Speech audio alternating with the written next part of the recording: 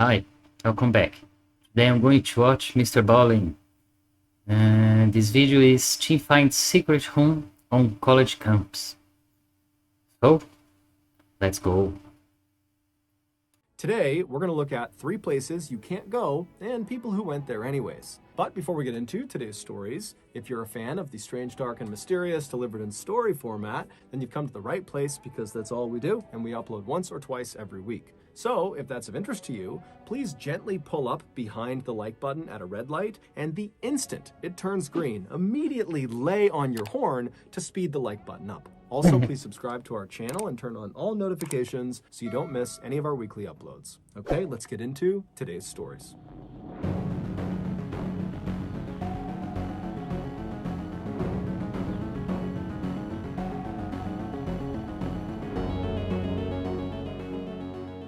At 7:20 p.m. on Friday, January 12, 2007, 19-year-old college freshman Wade Steffi walked into Ford Dining Hall, which is one of 5 dining halls on Purdue University's campus. Purdue is a prestigious American university located in Indiana that is known for its excellent athletics and academics. Wade, who was an aviation technology student and was at Purdue on a full academic scholarship, grabbed some food and then sat down at a table with some friends. This was the first Friday of the 2007 spring semester, and so Wade and his friends at the table and the hundreds of other students that were sitting all around them were buzzing with excitement about what they were up to that night and what they were up to that weekend. And so Wade and his friends, they sat there chatting about their plans for about an hour, and then at around 8:20 p.m., Wade realized he needed to leave, and so he stood up, he said goodbye to his friends, he carried his tray to the trash can, and then he made his way out of the doors he came in on. And so once he was outside of the dining hall, he immediately turned right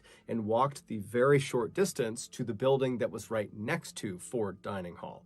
And so that building was called Owen Hall, and it was a dormitory. Now, this was not Wade's dormitory. He actually lived in a different dorm called Cary Quad West, which was located on the other side of Ford Dining Hall. And so Wade goes inside of Owen Hall because he has some friends in there, and he makes his way to their room, and when he goes inside, he sees they're all kind of sitting around chatting and drinking some alcoholic drinks. And so Wade sits down and he has a couple of drinks and he just hangs out with his friends for about an hour. And so around 9:30 p.m., Wade and the other people he was with in this room, they left Owen Hall and they walked the half mile away from campus to the west to this huge party at a fraternity. And so Wade would stay at this fraternity for several hours until about midnight, at which point he pulled one of his friends aside and he told them that he just remembered he had left his jacket inside of Owen Hall, and so he wanted to go back and retrieve it. The dorms on Purdue's campus all lock at night, and so the only way you can get inside is if you live there and so you have a key, or if you know someone who lives there who will open the door for you. And so during his walk back to Owen Hall, Wade would make 6 phone calls in an attempt to get someone in Owen Hall to open the door for him. But 4 of his phone calls would just be the wrong number. And so the people that were picking up and he was asking to open the door, they didn't know what he was talking about, and so they hung up.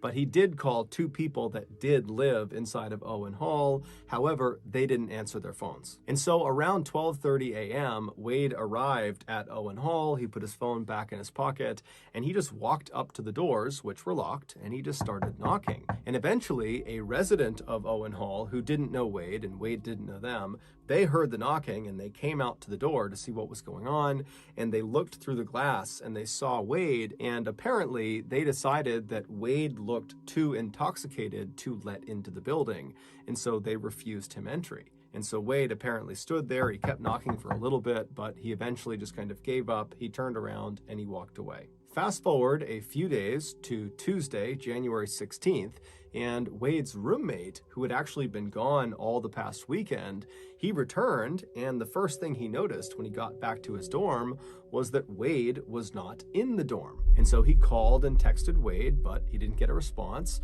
And so the roommate went out around the floor that they lived on to ask people if they had seen Wade, and no one had seen him since the previous Friday. And so starting to get pretty concerned, the roommate called Wade's family to see if maybe they knew what was going on with him. but his family had no idea. And so by the end of that day, the police had been contacted about Wade potentially being missing, and they in turn contacted Wade's cell phone provider, and they were able to determine that Wade's cell phone was still showing up somewhere on Purdue's campus, although they couldn't figure out exactly where. So that evening, a massive campus-wide search was launched with hundreds of police officers and volunteers. Even the school's equestrian club came out with their horses to search the nearby woods. But despite this huge search effort that would go on for several weeks, the only thing they would find of Wade's was one of his shoes. It was found on January 20th, so just 4 days into the search, and it was located right outside of an exterior door that led into a maintenance room inside of Owen Hall. But when they searched this maintenance room, Wade wasn't in there. Finally, after nearly a month of searching, when they still had not found Wade, the official search was called off. On March 19th, roughly 2 months after Wade had been reported missing, a maintenance worker was downstairs in the laundry room of Owen Hall when they heard a strange popping sound. At first, the worker thought it was actually coming from one of the washers or dryers that was on, and maybe there's a loose coin or some piece of metal that was inside of the washer or dryer that's getting banged around inside, and that's making the sound. And so this worker began walking around the laundry room, kind of listening in to each of the washers and dryers that were on to see if they were making this sound. And so as he's doing this, he hears the popping sound again, but it's clearly not coming from any of the washers and dryers. In fact, it's not even coming from inside the laundry room. It's coming from somewhere out in the hall. Curious, he leaves the laundry room and he goes out into the hall, and as soon as he's standing in the hall, he hears the popping sound again. And this time, it was obvious that it was coming from behind the closed door that was directly opposite the laundry room. So the worker pulled out his big set of keys, he opened the door that was directly in front of him, and he stepped inside. Moments later, he would make a big discovery. Based on that discovery and the investigation that would follow it, this is a reconstruction of what happened to Wade Steffi. In the early morning hours of January 13th, right after Wade had been denied entry into Owen Hall because the student who was in there who didn't know him thought he was too intoxicated, right after that happened, Wade left the front doors and made his way around to the left side of the building to look for another way inside. And when he got to the left side of the building, he found another door. Now, even though this door did not have a sign on it that said "keep out," it was fairly obvious that this door was not designed for students to use. There was a metal railing that lined the outside of this door, clearly to prevent pedestrians from getting to the door, and the door itself was actually not built at ground level. It basically was built at basement level. So you'd be standing at this railing looking down at the door. And down in front of the door was a slab of cement right out in front of it that gave the door enough clearance to be able to open. And so basically there was a railing around a pit, and that was where the door was. The proper way to get to this door was to literally climb over that railing and jump down into this pit. And then you'd need a key to open this door because it was always locked.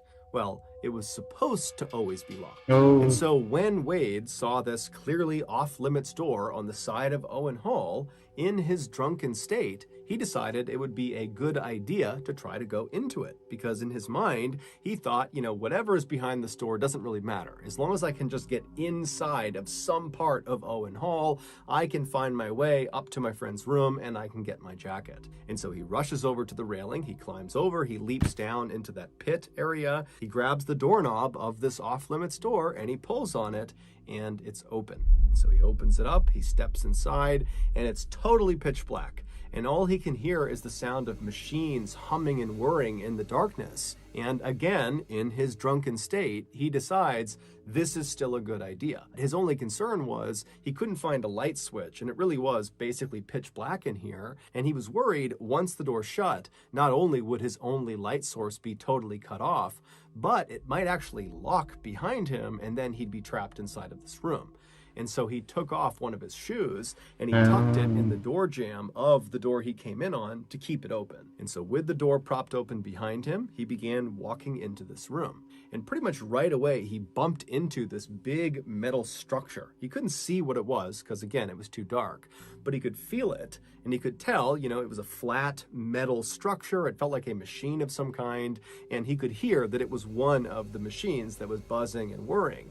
And so he just decided he would try to walk around it. Because again, his goal is just to get through this room and find another door somewhere and kind of continue his journey up into the dorm. And so Wade began moving his way left along this machine, kind of believing it was going to come to a stop at some point, and then he could walk around it. But it would turn out this machine was very big, very wide.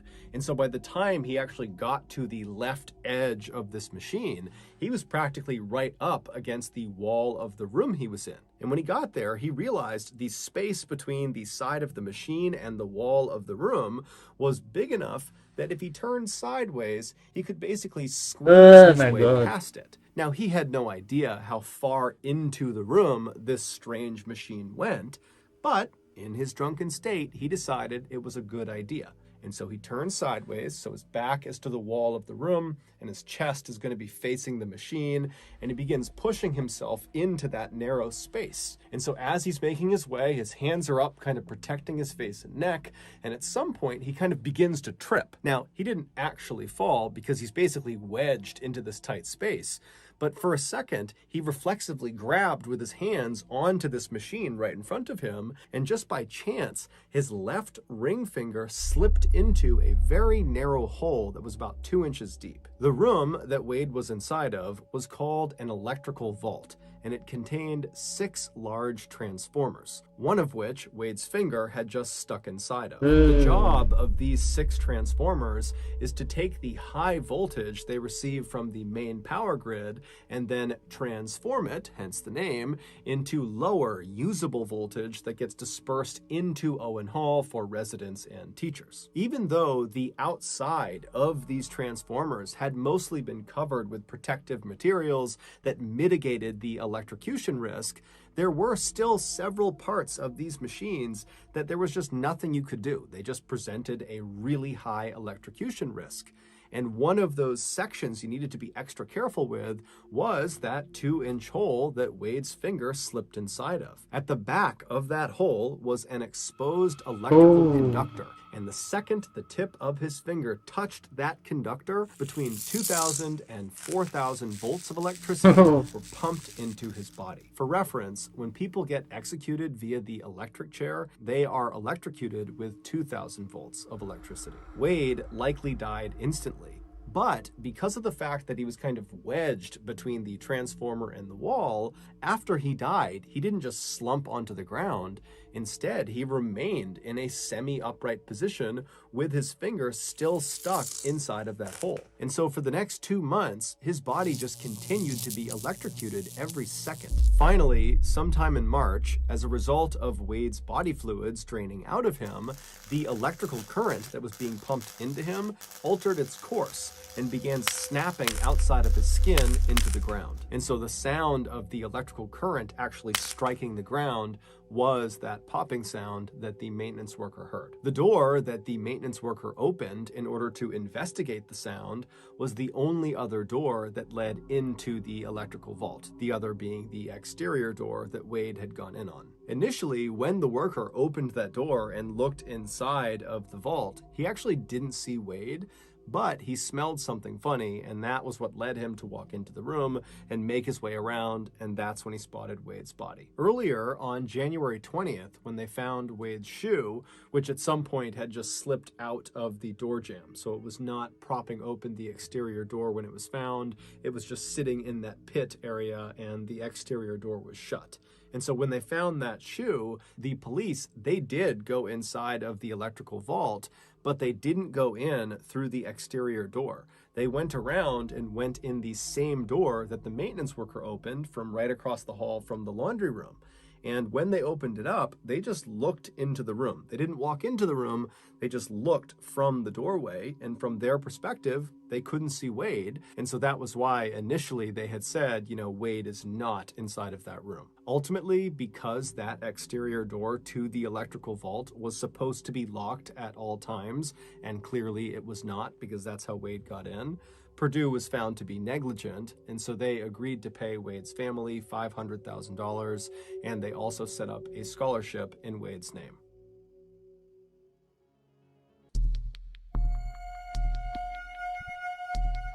During the California Gold Rush of 1848, hundreds of thousands of Americans living on the east coast of the United States packed up their things in covered wagons and headed west for California to attempt to, quite literally, strike gold.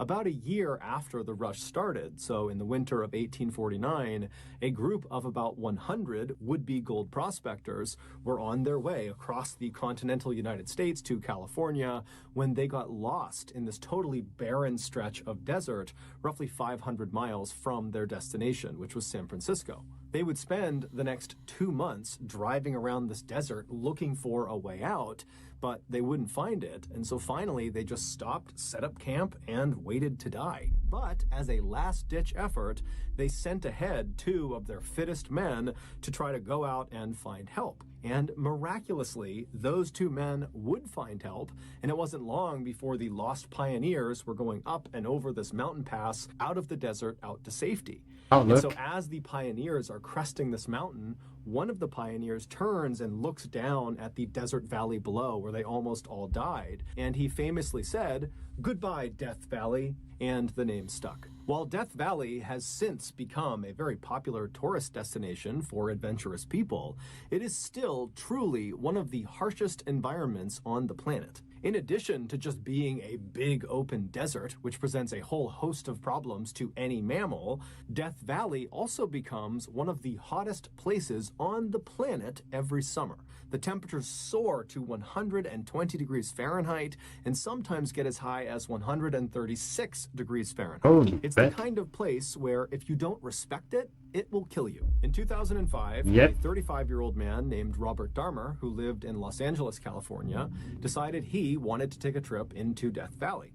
Specifically, he wanted to go to the hot springs located in the northwest corner of Death Valley, and actually there's a nudist resort that is right around those hot springs, and so Robert wanted to go check that whole scene out. And so on July 26th of that year, Robert left Los Angeles in his Volkswagen van, and he drove north about 4 hours until he got to Bishop, California, which is a small town where some of his family lived. After spending the night with them, the next morning when Robert got up, he got back into his van and he drove south about 20 minutes to a town called Zurich, California, where he picked up Death Valley Road. This road covers the entirety of Death Valley, starting from its northern entrance, where Robert was, all the way south 140 miles to its southern entrance. And this road is actually basically a straight line. But off of this very straight road are literally hundreds of miles of unpaved roads that splinter off in all directions across the desert.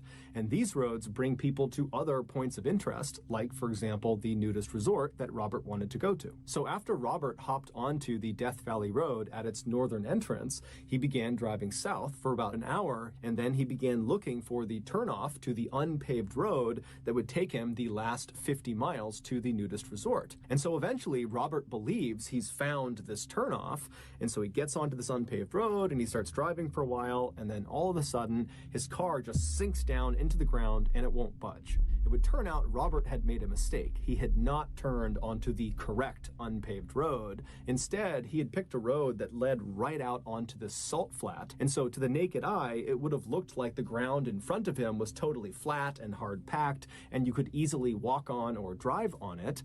But in reality, the surface of the salt flat is very brittle, and underneath that brittle surface is this thick section of mud.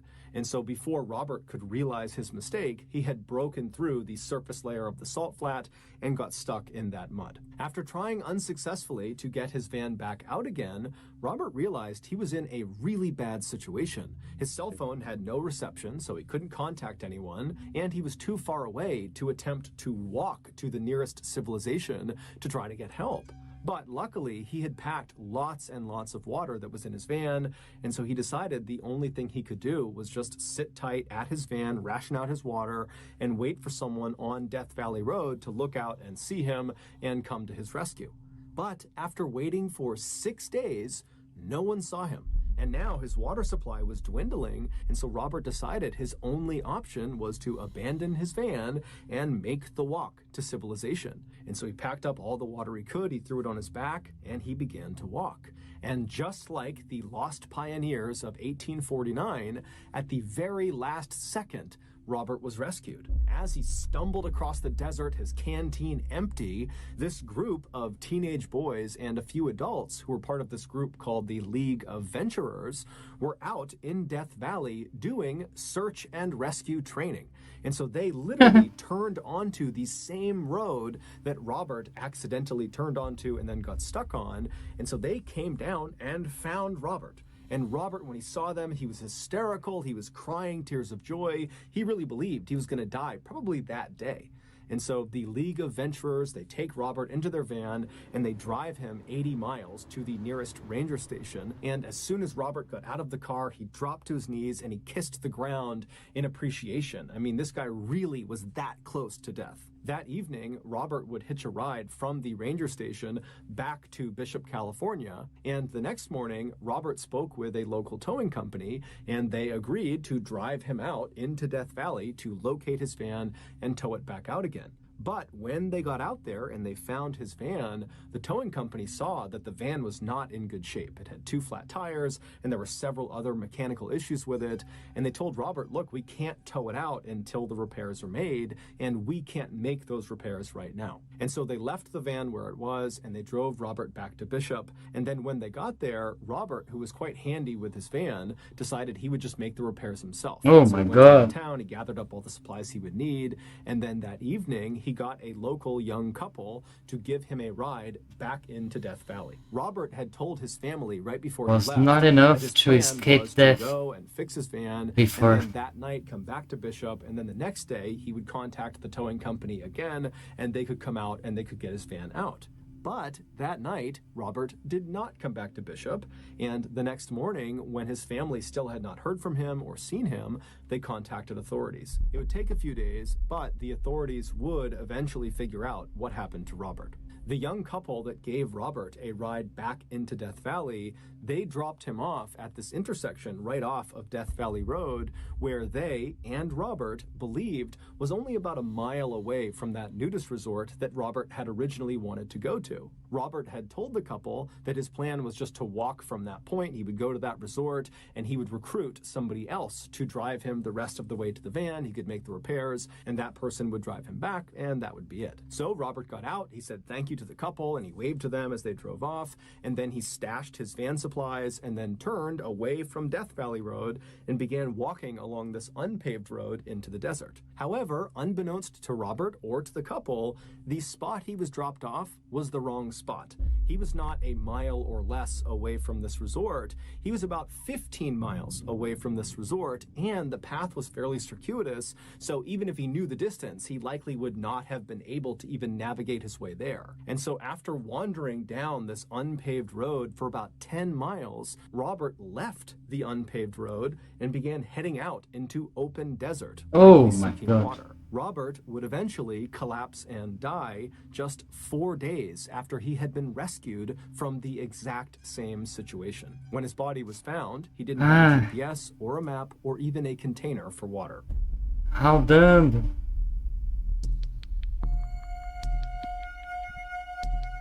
In late 2002, 25-year-old Jason Chase worked as a sheep shearer in an area called Gisborne, which is located in the northeastern section of New Zealand.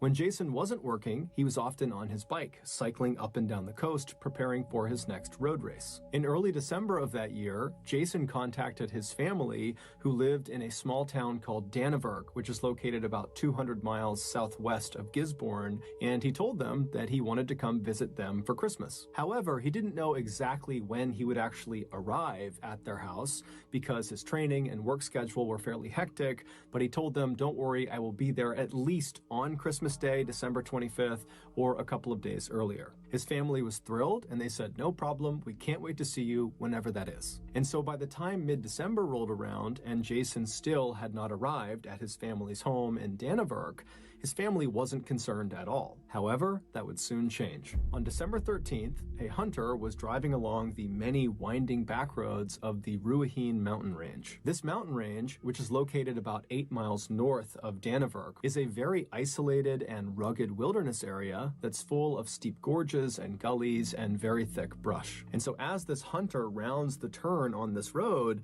he looks up ahead and he sees there's a car parked on the side of the road. And so this hunter pulls up right alongside this car and he looks over and he can tell, there's no one inside of it, there's no obvious damage to the car. And then the hunter began kind of scanning around the area to see if there was some obvious reason someone would stop right at that particular spot. But when he looked around, all he saw was thick trees on either side, and the mountain kind of sloped down on either side. And so there was nothing unique about the spot, and so something just kind of struck the hunter as odd about this car. It just seemed totally out of place. And so operating on a hunch, the hunter would leave the mountain range and head into Dannevirke, and he would contact police, and he would tell them about this car and where it was located, because in the hunter's mind, maybe someone had been reported missing in the area, and maybe this car is connected. And so after hearing about the car, the police did not know of any missing person cases that were connected to a car that matched the description the hunter had given. But just to be safe, the police hopped in their vehicles and they drove up into the Ruahine mountain range and they went to the spot the hunter described. And sure enough, off to the side of the road is this parked car, and it's still unoccupied. After inspecting the vehicle, the police came to the same conclusion the hunter did, that there was no obvious signs of damage to the car that might have forced someone to abandon it. And then when they looked in the window at the gas gauge, they saw the gauge was full. And so the police kind of wandered around the area, kind of doing an initial search to see if maybe the owner of this car was nearby. But, there was no one there. They're in this very isolated part of this wilderness area. And so the police just took down the license plate of the car and they went back to their station. And when they got there, they ran the license plate number, and it turned out the car belonged to Jason Chase. When Jason's family was contacted about, why is Jason's car up in the Ruahine Mountains, where's Jason? His family was pretty surprised. They explained to police that Jason had made plans to come visit them around Christmas time, and so they were expecting him to come this way. And the Ruahine mountain range, it is only 8 miles away from Dannevirke, so in theory maybe he stopped there on the way to their house, but they told police that just didn't make any sense. So as a precaution, the police decided to launch a search for Jason. And unfortunately, despite hundreds of people on the ground searching the Ruahine mountain range and helicopters overhead flying all over the place, no trace of Jason was found. And so the official search was called off right before Christmas, but Jason's family and friends, they continued to look for him. And on January 3rd, they would find him. One of the family friends who had agreed to continue looking for Jason after the official search had shut down was a farmer who owned a plane. And on January 3rd, as he did one of his passes over the foothills of the Ruahine mountain range, he looked down and he saw this bright red thing that looked totally out of place. And the pilot couldn't tell what it was, and so he took note of its location, and then when he landed, he passed those coordinates off to the ground team. And so the ground team, they made their way over to this location, which was quite far away from where Jason's car had been. And after making their way through some very thick brush and some very steep sections, they eventually walked out to this big open clearing. It was a dry riverbed, and right in front of them, in the middle of it, was the bright red thing. It was Jason's shirt. And Jason was still wearing it. He was found lying on his left side with his legs stretched out. He had on his bright red rugby t-shirt, some khaki shorts on, and he had no shoes or socks on. According to the searchers who first saw Jason in this dry creek bed, they would say the scene was very peaceful and it almost looked like Jason had lied down to fall asleep. But Jason was not sleeping, he was dead. Jason had no visible injuries, and there was no sign of a struggle in the area.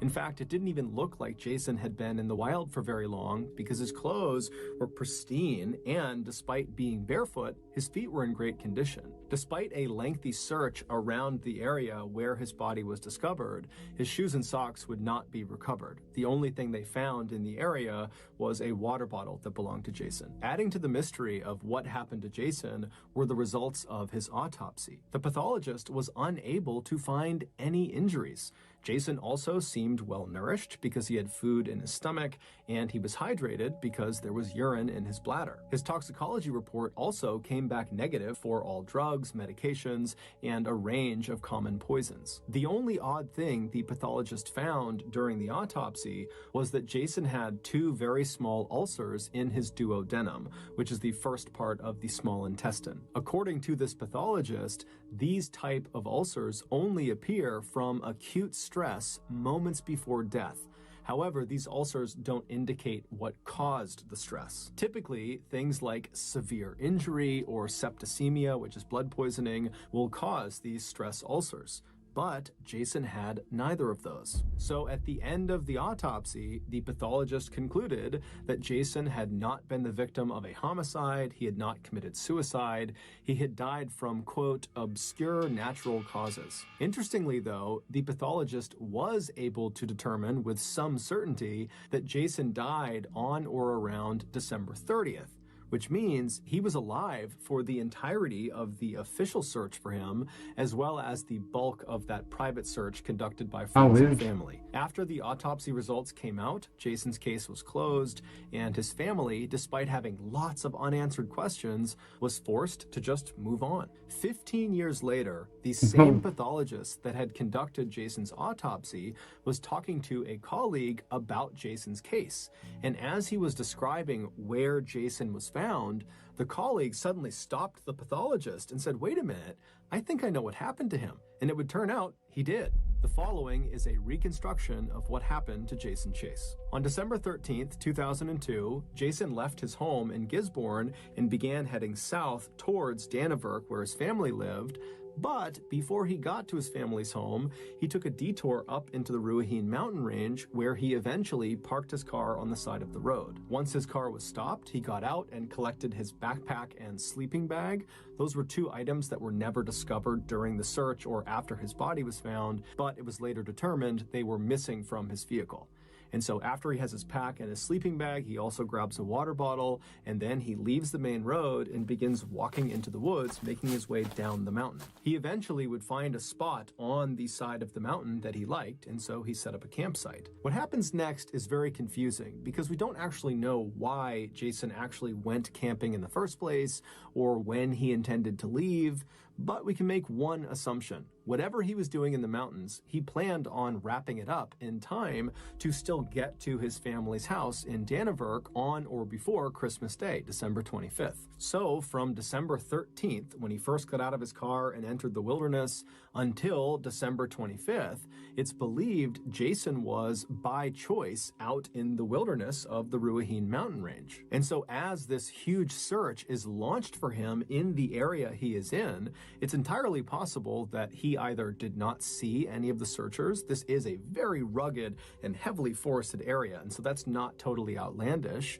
Or 2, even if he did see the searchers, he may not have recognized that they were looking for him because remember, during that time frame, he didn't think he was in danger. He was out in the wilderness camping by choice. But sometime around December 25th, or maybe a couple of days before, when he needed to leave and go back to Dannevirke to see his family, after packing up his stuff, for whatever reason, he could not get back up to the road where his car was. Either there was some sort of physical boundary, or maybe he got lost. But either way, instead of going back up the mountain, we know Jason actually turned and began going down the mountain, away from the road and away from his car. It's believed Jason actually just decided he would hike his way out of the mountains. He was in great shape, very healthy guy, and he probably figured he could just hike the 8 miles to Dannevirke, and then he could have someone drive him back up and retrieve his car at a later date. But on or around December 30th, Jason was still out in the mountains. And at this point, he had abandoned his backpack and his sleeping bag and had most likely removed his shoes and socks for reasons we don't know. But he had managed to get much closer to Dannevirke. He just had to navigate a few more steep sections and then he'd be home free. And so on or around December 30th, Jason began slowly making his way down the mountainside until he reached a decision point. He found himself standing at the top of two very steep gullies that both would bring him down to a dry stretch of riverbed, and so either option worked. It just became a matter of which one is safer. And so after making his assessment about which gully he should take, he made his choice and he made his way down and he reached the dry riverbed. And it was at this point that Jason would have begun to feel a pain in his stomach. And that pain would have gotten worse and worse and worse to the point where Jason likely sat down on this dry riverbed, kind of waiting for the pain to subside, but it wouldn't. It would only intensify. And so as he's sitting there kind of wondering what's going on, his vision would begin to blur, and then he would start to struggle breathing. And before he could deal with all of these strange symptoms that were coming on really suddenly, he lost the ability to move his body, and he slumped over onto his left side, and there he would lay until he died. It would turn out the gully that Jason had chosen to go down when he was standing at the top and he had those two choices, the one he chose, that one contained a plant called Urtica ferox. This plant, which is endemic to New Zealand, grows leaves that are covered in little rigid stinging hairs that contain a toxin called trifidin. And trifidin, in high enough doses, not only causes stomach pain and blurred vision and trouble breathing, but it also causes total body paralysis and even death. Jason, who, according to friends, would have known about the dangers this plant posed, likely just didn't see the cluster of plants when he was assessing which gully to go down. And so it wasn't until he was partway down the gully and was in these plants that he realized his mistake. But when he turned to go back up, it was just too steep. And so he was forced to trudge through these toxic plants. And because he was wearing shorts, his lower legs were exposed and they were stung repeatedly. So he was dealt a lethal dose. The reason the pathologist was not able to identify this as Jason's cause of death is because the stingers on those plants, they don't leave any marks on the human body. And its poison, trifidin, is so rare that when they sent out that toxicology report, they didn't include it. They did not test for trifidin. And so it wasn't until 15 years later when the pathologist's colleague heard that Jason had been found in the Ruahine Mountains that the colleague said, wait a minute, have you checked for trifidin? Because he knew the Ruahine Mountains were home to clusters of that toxic plant. And so sure enough, they went back to where Jason's body had been found, and lining the gully that he had come down were dozens and dozens of those plants. So that's going to do it. If you got something out of this episode and you haven't done this already, please pull up. Well, that was MrBallen with the video Teen Finds Secret Home on College Campus. I hope you enjoyed. Thank you for watching. Love and peace to us all. Bye bye.